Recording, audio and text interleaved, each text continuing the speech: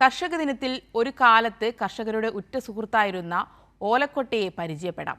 കൃഷിപ്പണിയുടെ പല ഘട്ടങ്ങളിലും കർഷകന്റെ അധ്വാനത്തിനൊപ്പം നിന്ന കഥയാണ് ഓലക്കൊട്ടയ്ക്ക് പറയാനുള്ളത്. എന്നാൽ ആധുനിക കാർഷിക ഉപകരണങ്ങൾ കൃഷിയിടം കീഴടക്കിയതോടെ ഓലക്കൊട്ട എന്നത് കർഷകരുടെ ഗൃഹാതുരത്വ സ്മരണയായി മാറി.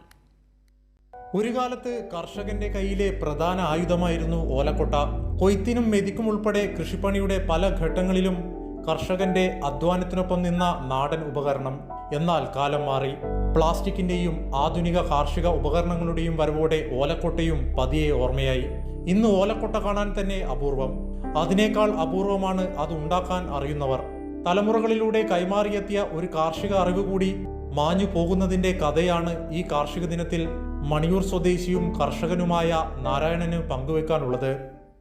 മണ്ണിനെ എന്ത് കോരി മറിക്കാനും കോരി കൊണ്ടിടാനും ഒക്കെ ഈ മൺകൊട്ടയാണ് നല്ലത്.